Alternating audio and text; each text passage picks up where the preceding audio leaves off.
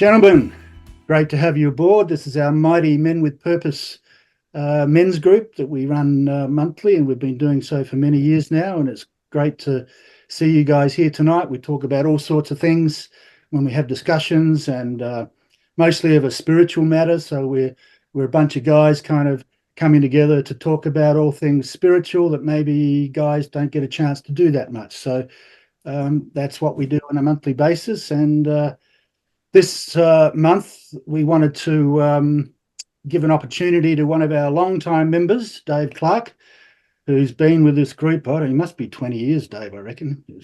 We're number 20 again. He's been here for a long time anyway.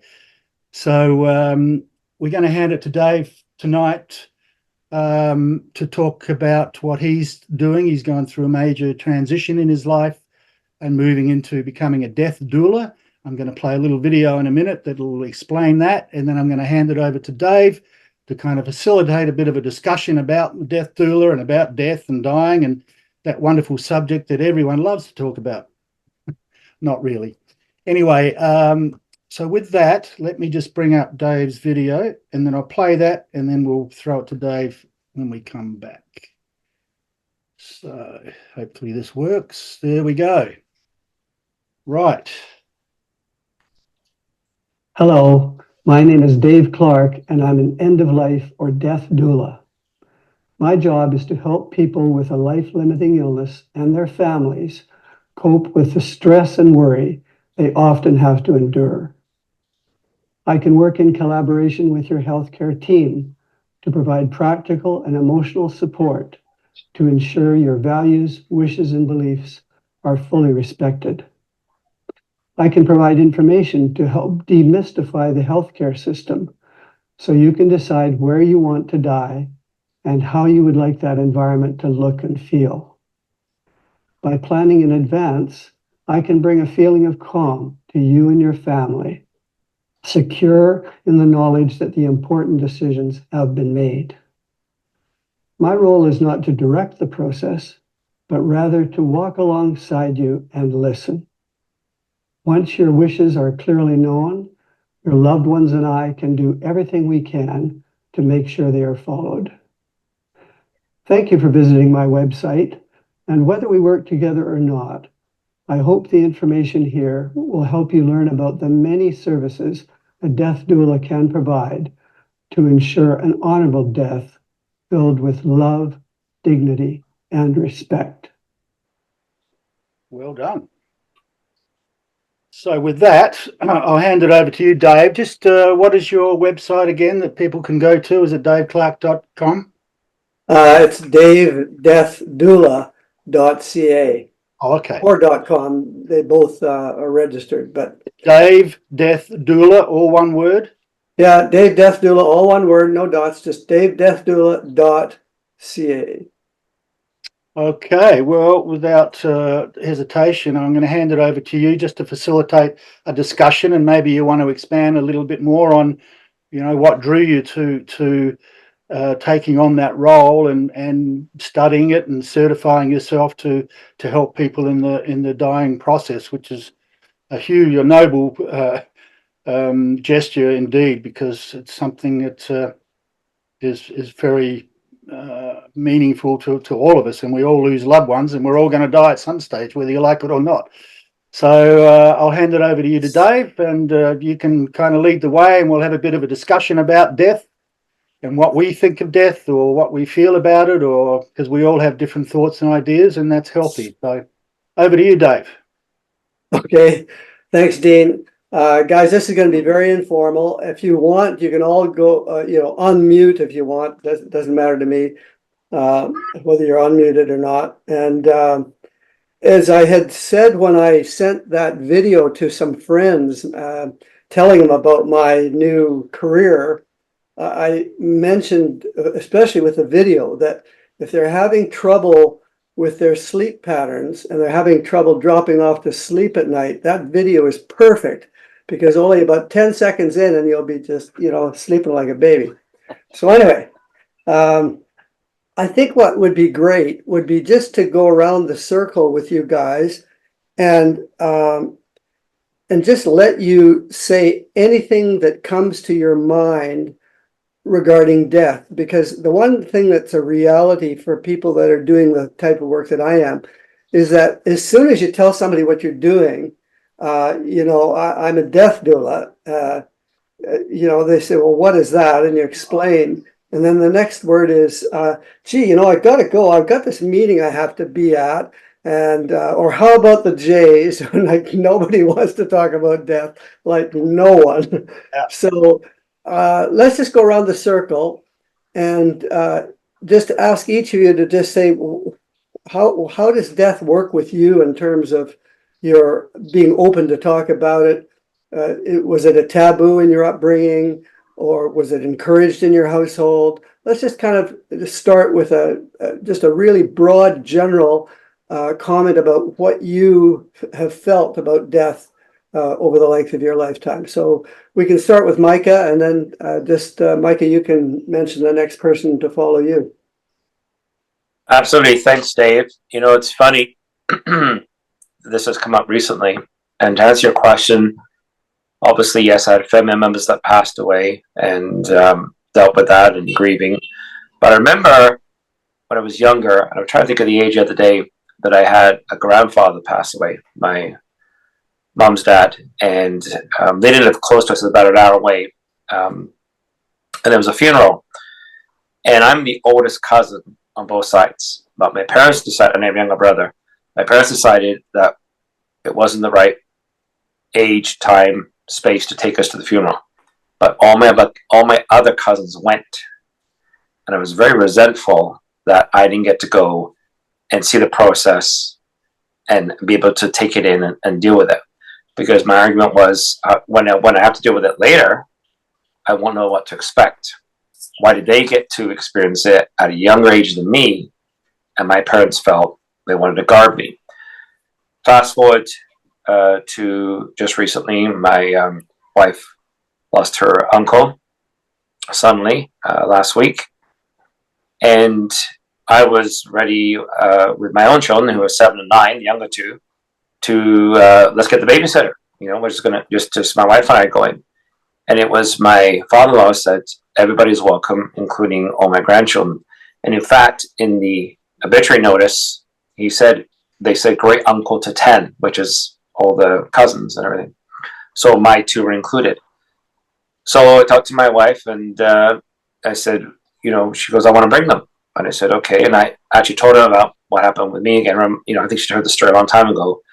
And she said, well, my dad's asked for all his grandchildren or the great niece and nephews to come along.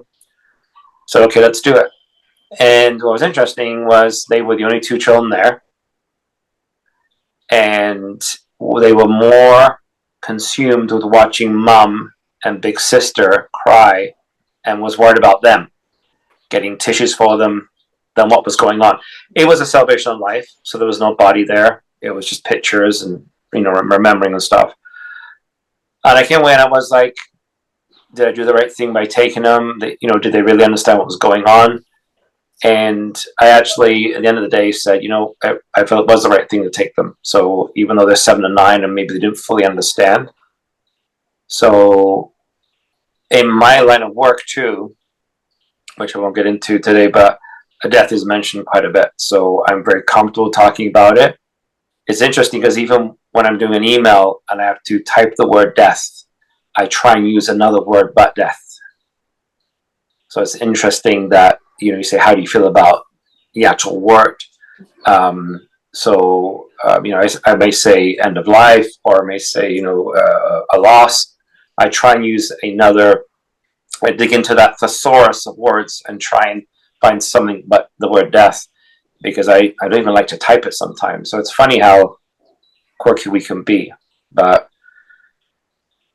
yes, it is something that we all have to kind of come to a realization at some point. We're going to lose loved ones, we're going to lose friends, and it's just something that's part of the cycle, if you will. So Randy, you're next on my screen, so I'm going to pass it over to you, my friend, next to say a few words.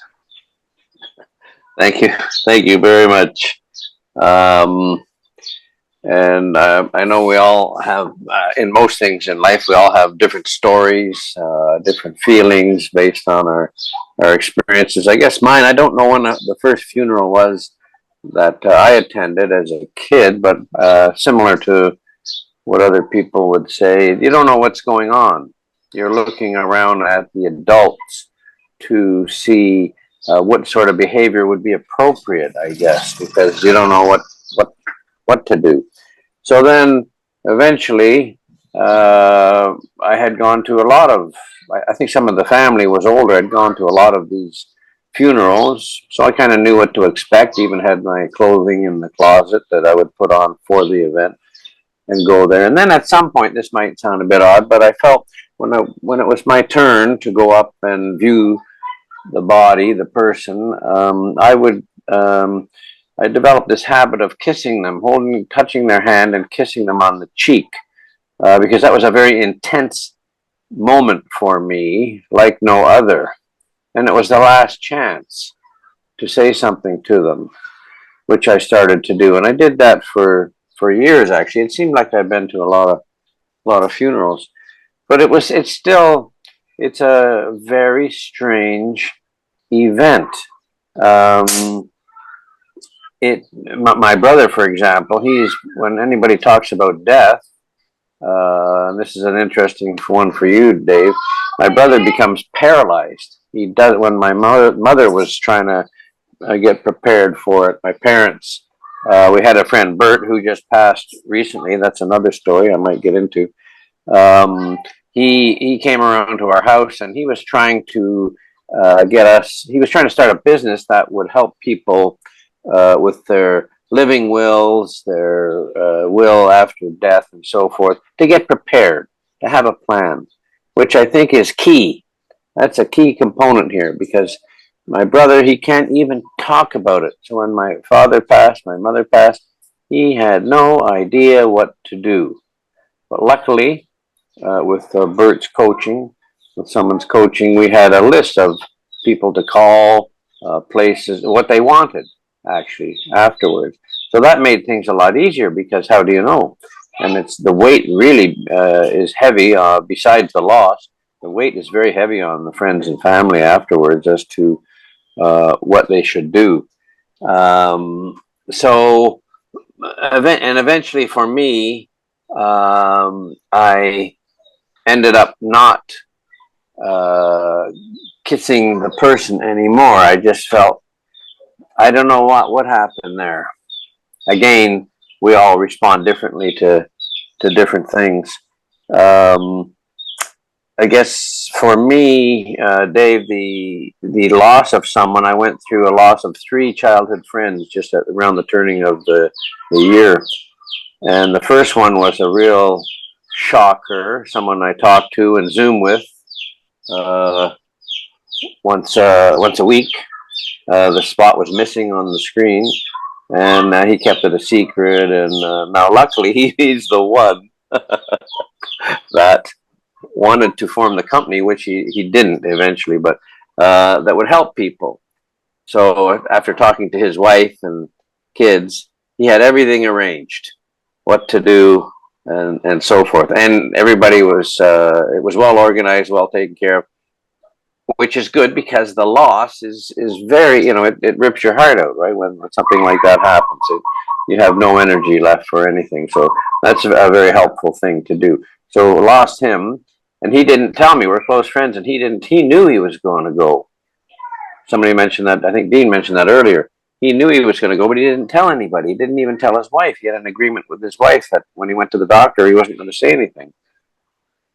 So again, back to maybe this is a theme for me. Everybody has their own way of responding, handling things, etc. Subsequently, another friend passed. And then I was overwhelmed. Also, I'm distant from them. So I'm in the Philippines, they're in Canada. And then a third friend passed. And I was just so overwhelmed by the whole thing that it sort of, and I'm a procrastinator, I guess, I apologize, but it made me think, well, what'll happen when I pass? because one friend had it completely organized, must have been much easier on the family. The second one, somewhat organized, had somewhat of a plan. The third one, kind of, but not really. I think a lot of people just accept the life is ending, and whatever will happen will happen. For me, I think there's great value, Dave, in having a plan and having someone there for you. Especially from the outside, someone who can be a little more organized, still sharing the emotion, but be organized. So the value of a plan, I think, is a good idea. And again, we're all different, so I'll pass it over to Eric. All right, thank you.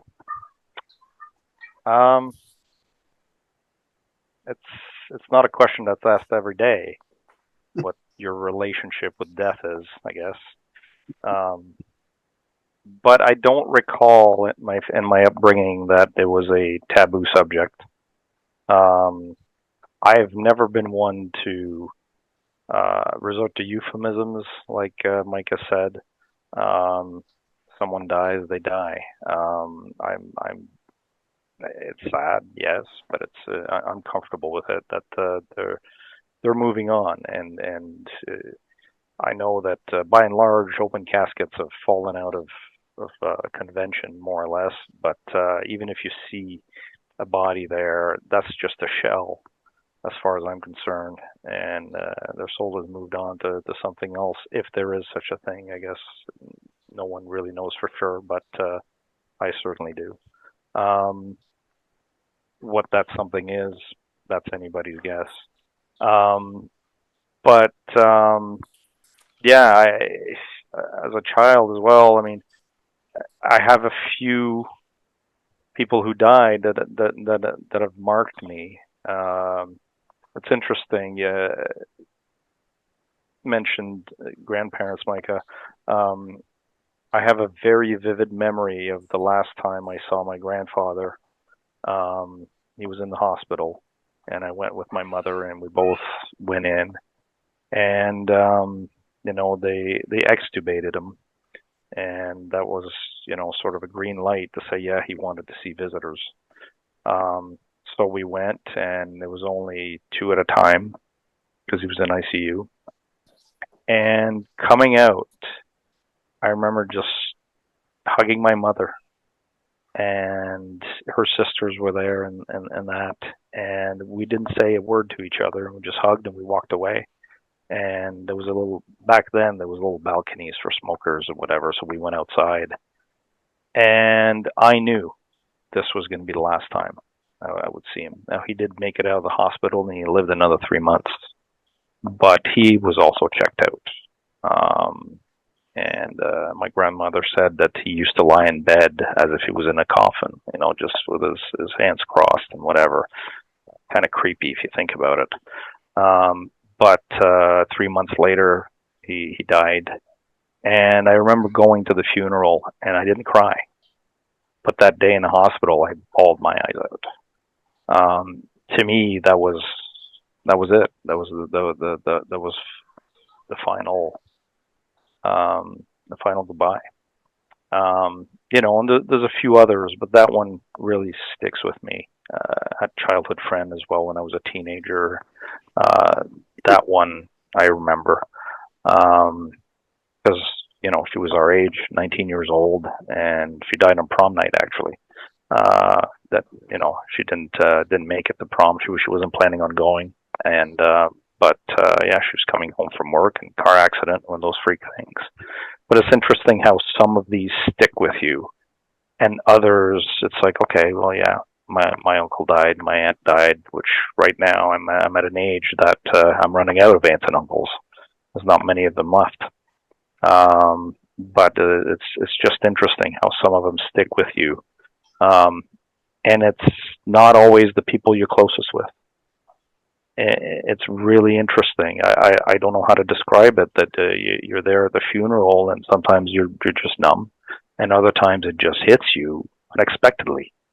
And like another one that sticks with me is my dad had his own company with two other men, and the president of the company died unexpectedly in the operating table.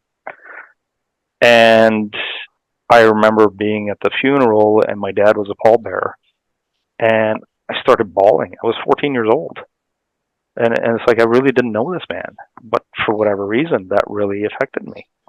And so it's just interesting how sometimes it just reaches you, and other times you're like, okay, they've moved on, and that's that. So it's just interesting. And like I said, my upbringing, it was never a taboo subject. We would talk about it openly. No one in my family puts any validity in the body itself. Once you die, that's it. It's just a shell. We joke. It's kind of callous if you think about it. It's like, put me out with the green bin. I'm okay with that. I don't need a big hoopla. So, but that's about it. And with that, I will pass it on to Chris.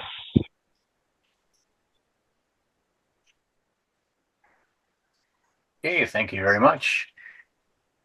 I just want to start off saying, Dave, what you're doing is needed. It's because it's everybody's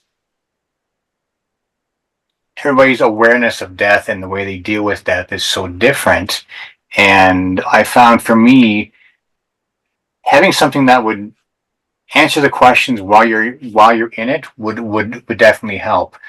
Death has always sort of been around, I guess. My first real memory of somebody dying was I had a classmate die in the summer between grade 7 and grade 8. She was hit by a drunk driver. So in the middle of summer, we all had to get back together again and go to a funeral. And back then there was no, school counselors that would come and do any sort of debrief with the students. It was just this thing happened. And then throughout high school, grade 9, there was another death of a classmate. And grade 10, there was 4 deaths. So there's always been, it's been around me.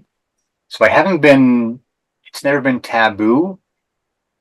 And yet it's never really been understood or explained what to do, sort of either at a funeral or around that. And then it really sort of hit home when, with my parents, both my parents, they died within 6 months of each other. And going from somebody who just shows up to a funeral when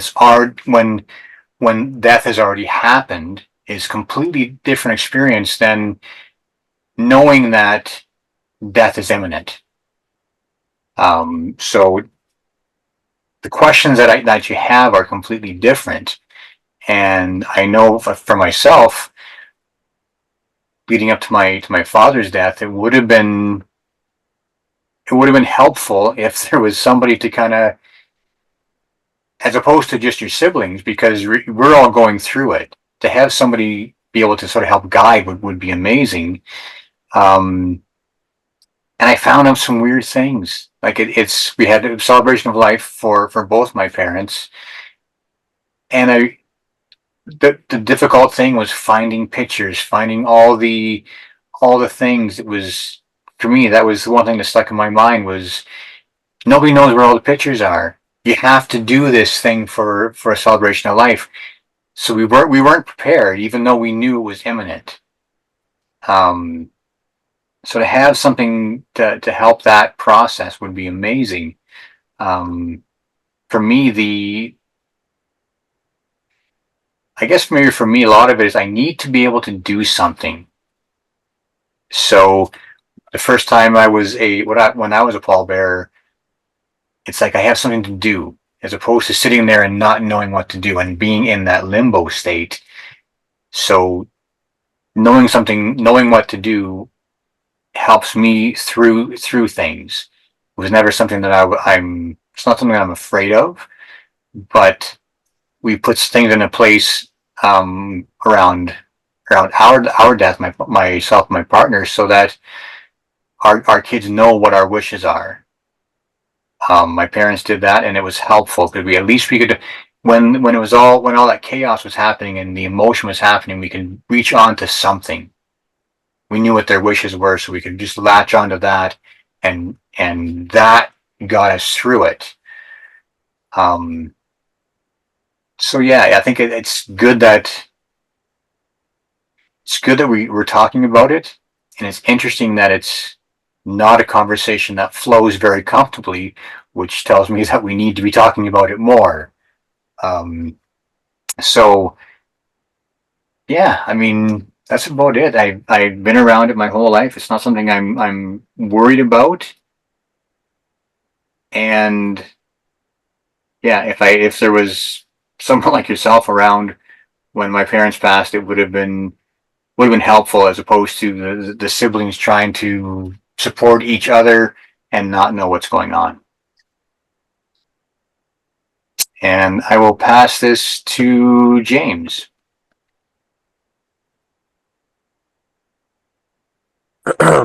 Yeah, I'm kind of getting a little reliving some moments that I had with people passing throughout my life, and apparently I'm still emotional about these things. I didn't even realize until everyone started talking, and I'm a little surprised. But death, when I was growing up, for me was something not talked about. It was not something that was like, oh no, you can't say anything. It was just a simple, it never got brought up. And if anybody did bring it up, it kind of got changed very quickly and onto something else. But I've been around for over 40 years now, and I've had some experiences, and it's all quite interesting. What I really enjoy about it is the ceremony. And for me, ceremony is something in life that I am being drawn to more and more in many different ways. Death, it's been said a number of times, but for me, the idea is that ceremony gives you some of that structure, some of that how to go through this stuff. And so that if you are going through a ceremony, even if you're, very, very young, you don't have to engage at that level, but you are going through the motions. And then at whatever point in time in the future, you can at least know the steps to go through. And so for me, ceremony is big, really, really big, and kind of figuring that out. One of the things I'm looking forward to in my own personal death is I've heard of this book, something about death, and it's I need to do my own research on it, but it's enticed me, and it's the idea that you read this book after you pass, and it's designed to help the person who is passing go through that experience. And I think for obvious reasons, there's not a whole lot of people that have gone all the way through death and came back. They call it near death, but not all the way death. But I am very, very curious about that, and looking forward to the experience at the appropriate time. One story that popped to mind was a grandparent who passed. We were getting ready to go out the door, carpooling to the ceremony, the funeral house. Neighbor pops out. Neighbor comes over and says, "Hey, I know there's a lot going on right now, blah blah blah blah blah stuff." Gives us a lasagna. And she'd said a whole bunch of stuff, and I'm sure I heard it. I just wasn't very much paying attention. We go through the day, we come back home, and it's like, yeah, pop that thing in the oven. Like, we want something warm, home cooked, ready to go, and it was one of the most thoughtful things someone has done who was not a part of the actual funeral at all. They just knew us. They had no idea who passed. And it was that kind of sentiment that was like, wow, they really get it. You know, it's like, it was awesome. Awesome. So one of the other things I'll talk about is, for me, my own personal perceptions as of today is that the price of life is death. And so it's something that we pay at the end, but it's the price, and it's kind of the acknowledgement that, hey, here's life. It's like, okay, but you're gonna die, you know, and it's worth it. It's worth it, you know. Yeah. You know, I think there is a little bit of evidence. I think they've done some studies on the soul, but you know, that's a whole nother topic to get into. With that, I'll pass it on to Ronaldo. Oh, I had spoken already, so Yes. Sorry, my apologies. I was trying to shuffle the windows to keep track, and apparently I got lost. Oleg, please lead us on. Yeah. Thank you, James. It's becoming a very interesting topic. Not as scary as in usual life and usual conversations.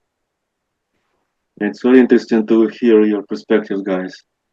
And thank you, Dave, for doing what you're doing.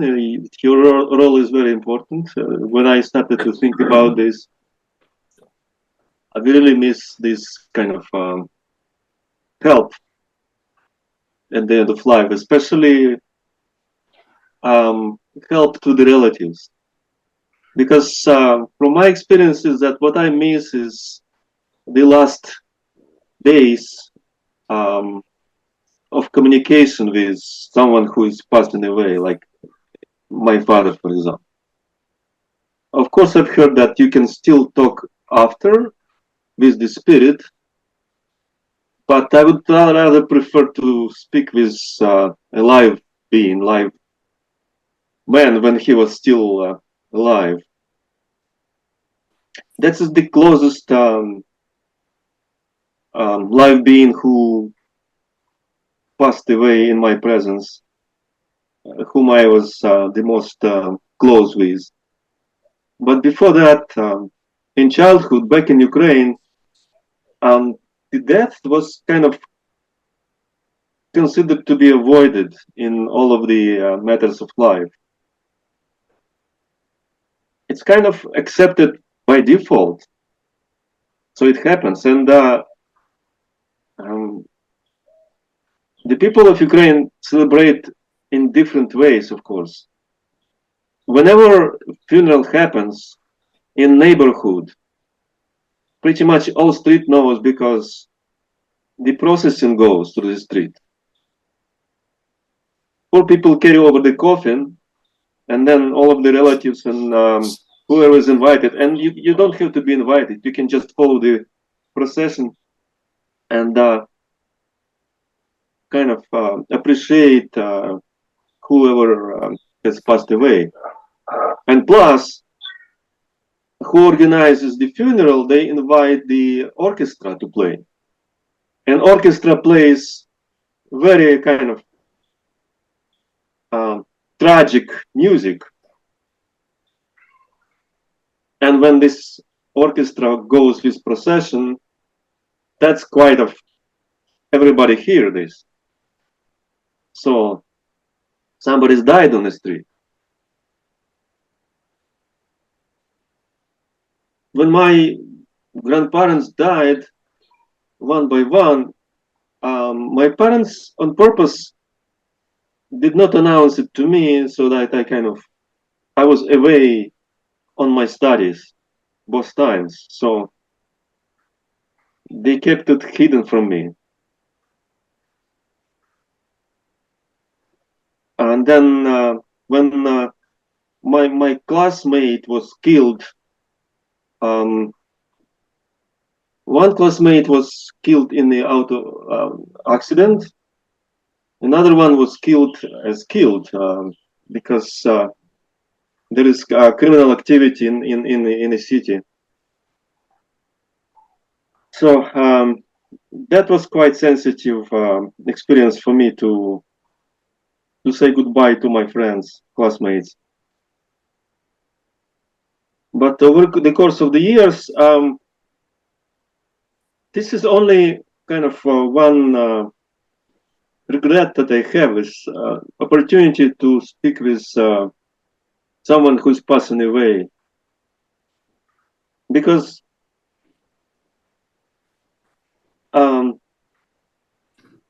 I feel like from what I've experienced before, we take people as granted, and then we only speak highly about them during the ceremony, the end of life ceremony, or celebration of life ceremony.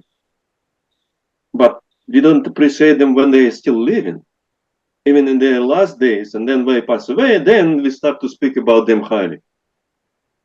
That's what's missing for me. And for my own death, I created my own belief because I'm interested in different religions. And what I picked up from Buddhism, I really like the idea of reincarnation. Whether it's true or not, but it's pretty much on my own belief. That's what I would like to imagine. That's what happens to me when I pass away. So I kind of is my own way of thinking about this tragic event, and I don't worry much about it. I know that my spirit will reincarnate into another being, whether it could be animal or another man or woman. So that's kind of my own experience or my own conclusion about that. And now I think Dean can speak about his experience. Thanks, Ali. Yeah, I mean, great cross section of people's understanding of death. I think I might take it on a little bit of a different angle here, but just to set it up, I mean, I think my first experience of someone dying, I think when I was 9, sounds similar to you guys, and a classmate got hit by a car and killed, and he was 9. And I remember Mum came in and told me, I was still in bed, I think, and I just didn't know what to think. And then I want to go to school and he's not there. And I remember thinking, well, where's he gone? Like, where did he go? So I remember having those kind of thoughts back then. Not that I don't think I asked anyone particularly, but I remember just thinking, well, where do you go when you die? Just as a 9-year-old, that was the thought I had. But let me, I think a few of you have alluded to it. We're all going to die. That's inevitable. Now, I'm coming at this from my very own belief, my own understanding here, and it's not everybody may agree with this, and that's okay. But for me, I mean, yes, we're all going to die. We don't know when, but I believe our soul knows when, because I've seen enough with people through my life who have died, and there were things leading up to that moment before they died that they were saying certain things without knowing they were saying, which was kind of indicating that they were going to be dying soon. And sure enough, they did. So for me, I don't believe in death. The body dies. This is me. The body dies. Like, who was it that said they go and see the shell? I think it was Eric. It was just the shell. Yes, because the body is just some people jokingly call it a meat suit. You know, it's a space suit. It's a vehicle that the soul, who we really are, comes into this body for this experience, and then will leave when it's done. And when that time is, I often say to people, well, I don't know when I'm going to die. It's not up to me, Dean. It's up to my soul. When my soul's got what it needs, it'll just leave in the way it chooses. And there's nothing Dean can do about it. my responsibility is to take care of myself and eat as well as I can and keep healthy and fit and do what I can. And that's all about keeping the body in good nick, because it's the body that ages and eventually breaks down. The soul is ageless. So I have no fear of death now, because I don't believe we die. We just drop the body and we move into the next experience of our soul and whatever that chooses. Like Oleg, I believe I've been here many times. Reincarnation for me makes sense, because one lifetime, what's the point? I mean, if a child is born and lives a day and then dies, what's the point, right? To me, there's got to be more meat to why we're here. So, and yet people die from all ages. They die in the womb and they can live to 110, 115, and everything in between. People are popping off. There's no, if we can reach a ripe old age, terrific. You're meant to. My mum, 95, still going strong. My dad passed away 7 years ago or something, and that was interesting, Dave, because he was not a religious man, and he's an atheist too, I think. And so when it came to his funeral, I'm thinking, well, we're not going to do it in a church. He wasn't religious, so we'll do it at a funeral home. And I thought, well, I don't want someone who doesn't know him to stand up there and read all this stuff about him who didn't even know him. It didn't make sense. So I said to my mother and the family, I said, I'm going to do it.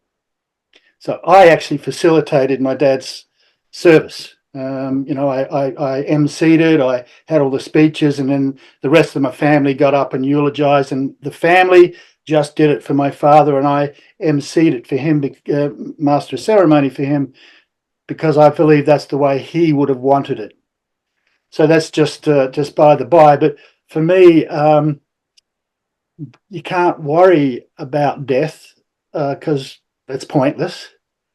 So and people are they're frightened of dying, and yet when you think about it, it's hard on those left behind. We've all talked about those left behind. We're the ones that have got to grieve and deal with the loss and deal with this stuff, and move on in this reality without them in this reality, which is takes a bit of an adjustment. But where was I going with that? But I believe that when it's our time, it's our time.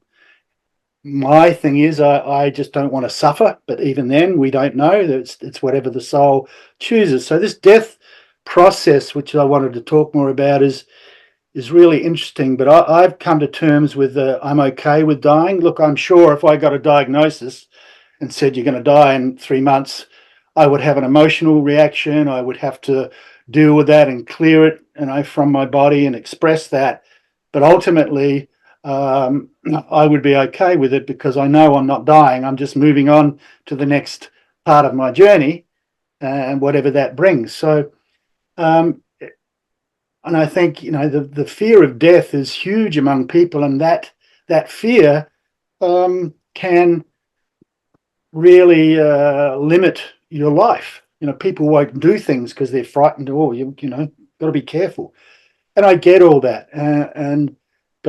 But for me, it's helped me understand the death process and be okay with it. My father's passed on when he was 87. He was up there.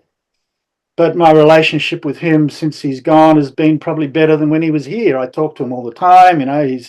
We joke and laugh, and he's always present with me.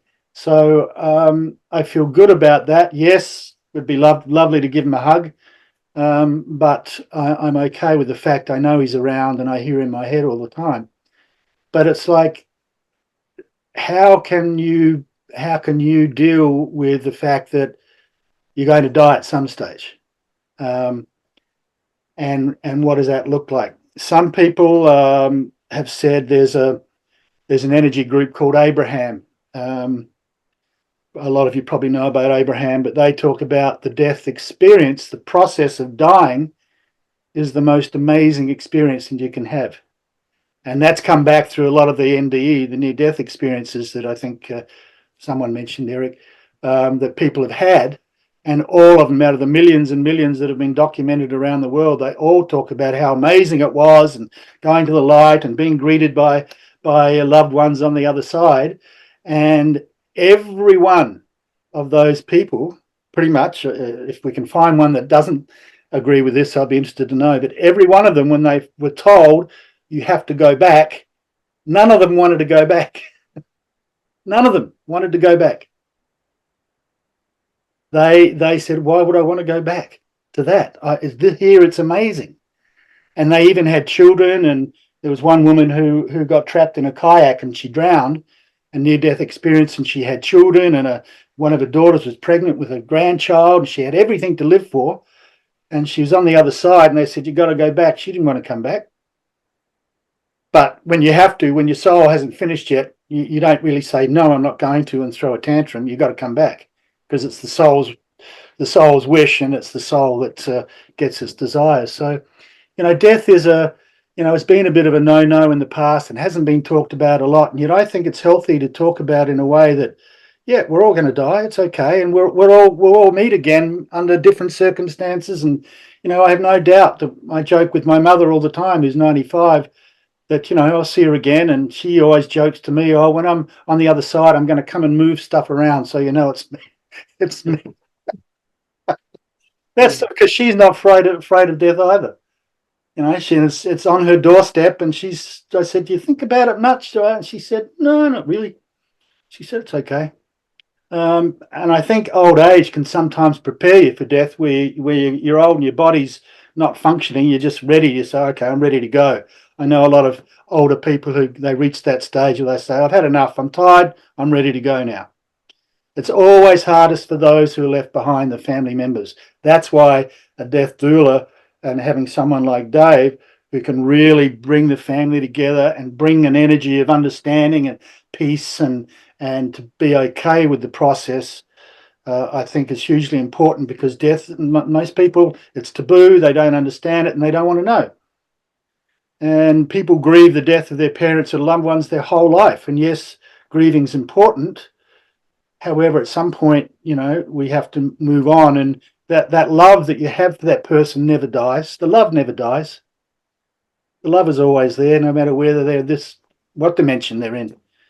Love is always there. And as soon as I think of my father, there he is, and I have the love in my heart that wells up that greets him, if you like.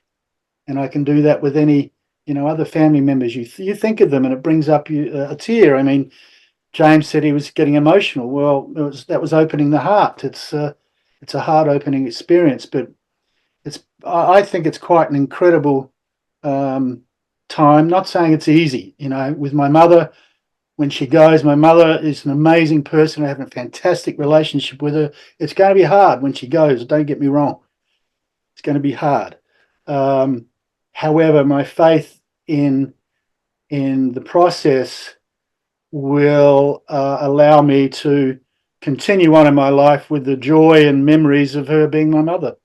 And, those memories will always be there, and the pictures, and I'll always talk to her. But it is those left behind that it's most difficult on. So with that, I think that's covered it all. But it's really how you want to approach, how you feel about death yourself, and being comfortable with death. Because if you're not, it's always going to nag at you. But I've jumped out of planes, I've bungee jumped, I've done all these crazy things, almost daring, challenging death. But it's not my time. I know it's not my time. I'm here for a while yet, I believe. But I'm okay with whatever happens. So on that note, I'll pass it back to Dave. I think we've all had our say. And you can summarize, Dave, or make your comments and close us up from there. So over to you, mate. Okay, thanks, guys. That's fantastic. I learned some really cool things about your families that known you for years in some cases and didn't know about that. So it shows how talking about death brings out wonderful aspects of human beings. The role of a death doula is to be one who doesn't guide the process, but rather walks alongside and listens. The role of a death doula is to help honor the wishes of the person who's going to pass, and to try to make sure that once those wishes are understood, that the death doula becomes an advocate for those wishes and tries to be the delicate guide along the journey to help make sure that the wishes get respected. It also allows the family to have an independent source of information, especially in cases when an unexpected diagnosis may happen to a family. And the circumstances immediately puts everybody kind of in panic mode about caring for the person who's now got a limited life. And there's talk of a good death and a not so good death. And the examples that I've learned about, the not so good deaths are probably the ones where there hasn't been a lot of advanced planning, where the medical aspect kind of overtakes everything, and they try to prolong life at any cost. And sometimes the quality of life is a trade-off that if they had to do it over again, they might reconsider, especially when it comes to things like when a person gets close to losing consciousness and loses their ability to communicate. And so do you want to have feeding tubes, and do you want to have these kinds of things that mean you're not going to be able to whisper words at the end? I guess the really main aspect is that there usually comes a time in the life of the family and the person where you realize that this is meant to be. This is the time. We all go through it. So let's just try to make it the best that we can. So in those 8 cases, you try to find that the best way for the last few days to be, and you find out from the patient what kind of things they'd like to have surrounding. Would they like to be in their home? Would they like to be in a room where they can overlook the backyard? Would they like to be able to hear the birds singing? Would they like to have pictures of family around the room? Would they like to have incense, or would they like it just natural? When they have guests come, would they like them to be quiet, or would they like them to laugh and have a celebration? So it's all about trying to really uncover honestly the wishes of the person that's passing, and then just try to make that experience as wonderful as possible. And in the end, when the person has maybe rejected some of the invasive medical procedures that would make it very awkward in the end, then there's the opportunity for people to be able to whisper in someone's ear. And after a person has lost consciousness and has lost the ability to themselves communicate verbally, as unusual as it may sound, the hearing is one of the last aspects to go on a person at the end of life. Breathing is the last thing, but hearing is close to last thing. And even when a person is in a coma, research now shows that they have heard, as those that have survived, have heard while they're in the coma, verbally what people were saying, even though they were unconscious. So being able to help the family realize that they should be talking to the person in the last few hours can be vital. And it's amazing how people bare their soul. Sometimes it's the person that's passing that bears their soul. And in doing so, the natural reaction for the family members to say, "Oh no, you shouldn't say that. That's not true. That never was true. You don't have to I don't have to forgive you. You never did anything bad to me.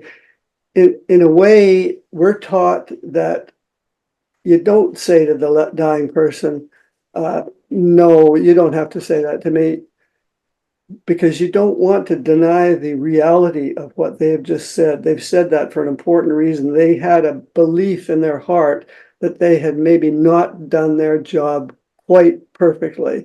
And so they're expressing that. The right answer would be in those cases would be to say, thank you for saying that. I love you and you are totally forgiven. And that often brings a sensation of calm in the person. And so there's these kinds of things that a death doula can provide guidance in. And even after the person has gone, some doulas, like myself, are funeral celebrants and can write and administer services and even do grief counseling on an ongoing basis, sometimes for months. But the most important skill of a death doula is listening, and to be empathetic and to be understanding.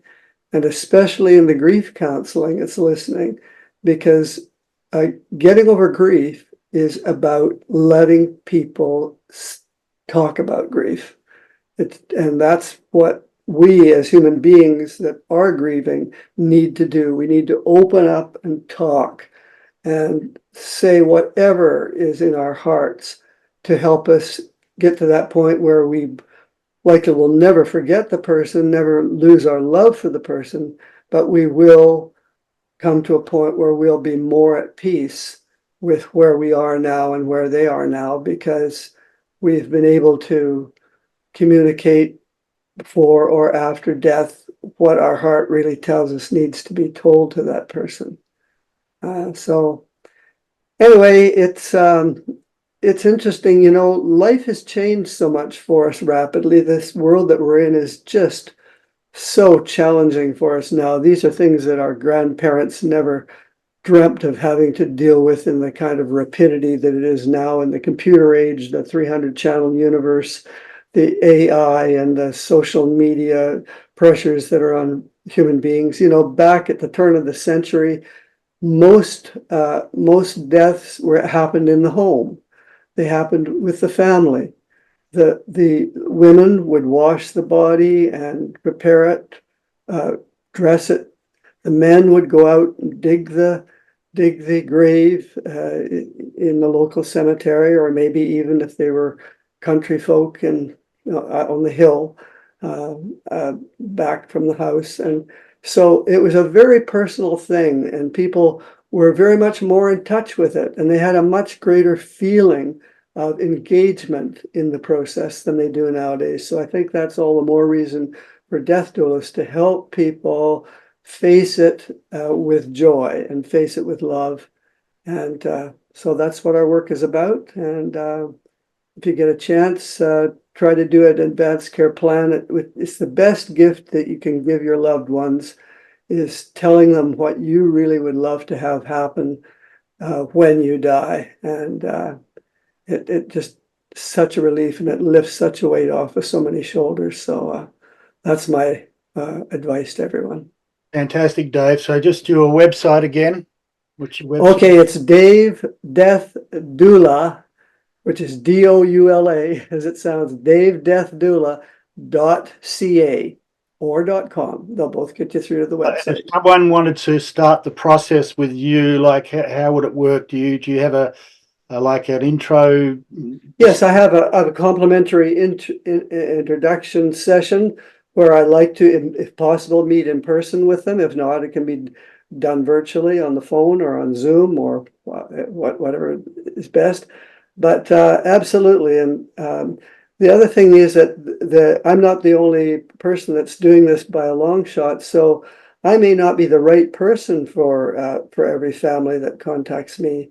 And sometimes the best service I can do is say, you should talk to Sheila, because I think she would be the person that really would be perfect for this particular thing. But that initial consultation really gives both of us a chance to really get a feeling. It's often not the person with the terminal diagnosis that contacts a doula. It's usually a child, especially if it's an elderly person. It's probably somebody in their 40s or 50s who's going to be steering the arrangements from there on in. Eric. Just curious, as you're speaking, are the clients of a death doula typically people who are terminal, or is people who are advanced in age and not terminal, who don't know when they're going to die? Those kind of people also hire death doulas? It can run the full gamut. I always say that the younger, the better. Really, I mean, I think that when people have children, it's especially important right at that stage. That usually that's the time when people get a will, is when they have their first child, and often when they get married. But certainly, if there's children involved, they get a will. So very, very early on is by far the best, but at any stage is better than struggling without one. Yep. No, I agree about the preparation, definitely. Anybody else have any thoughts or comments? Dave, I have a question for you. And Eric made me think of it, obviously terminally ill, but then as you probably know, but some people don't, there's medically assisted death, MATE.